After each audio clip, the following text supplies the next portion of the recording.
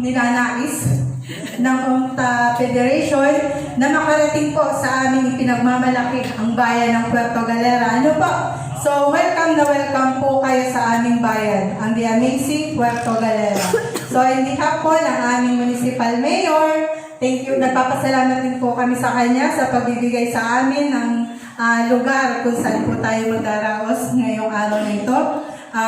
Sa aking Municipal Federation ng PTA at sa amin pong mga minamahal na school heads ng bayan ng Puerto Galera at sa amin pong ina ng distrito, kay Ma'am Nel Castillo. Good morning po at maraming salamat po sa pagpapaunlak na makita niyo po ang UNCTA family. Ano po?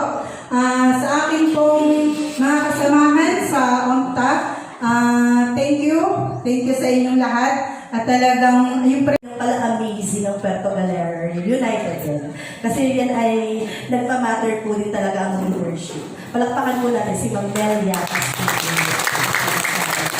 Thank you so much po, Press Cathy, sa napakagandang venue, sa lahat po ng nating mga kasama dito, mga ma'am, salamat po ng marami. Tsaka kay Sir na talagang mabilis na nag-set up ng ating sound. Ano pangalan ni Sir? Ernie. Ano pangalan si Sir Ernie? Okay, maraming salamat po. Pasensya na sa abala.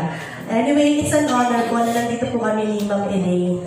Actually, ang SES po natin, si Dr. Maria Luisa de Servando po, ay gusto pong pumunta. Marami lang po siyang ginagawa ngayon sa office kasi ongoing po yung interview namin sa AO2, plus inaayos po yung mga placement po ng mga teachers. No po. Pero gusto niya pong bumisita. Hindi lang po talaga kaya ng kanyang roles at saka responsibilities. Palakpakan pa rin natin si Ma'am Esme as well as Servando kasi sinusuportahan niya po tayo. Alright, thank you so much. And now po para ng President, overall President ng buong Oriental Mindoro Federation of Parents Teachers Association, ang leader nilang lahat, ang leader ng mga leaders, ng mga parent leaders, none other than Honorable Christopher Miralles.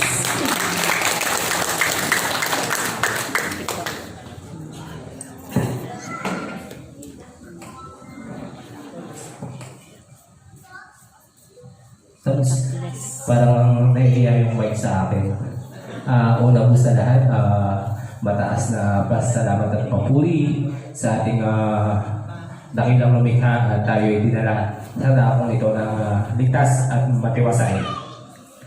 Sa ating pong ginagalang at pinagpipitagang mayor ng bayan ng Puerto Galera, maraming salamat po sa pagtanggap sa amin dito, sa pagpapagamit ng venue, sa ating Pangulo ng PTA sa bayan ng Puerto Galera,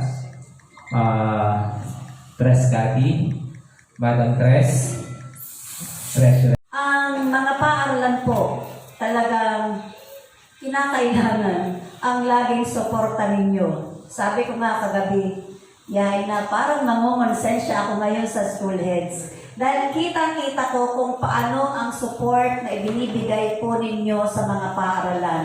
Kaya palakpakan po natin ang ating UNCTA at President ng lahat ng mga paaralan. Maraming salamat po. Pagkakataon din po ito para kami magbalik sa inyo ng pasasalamat. Lagi niyong nare-recognize ang ating mga teachers, ang paaralan. Nandun lagi kayo. Kaunting patawag ng principal, nandun po kayo. Ngayon, kami naman po ang nandito para sa inyo.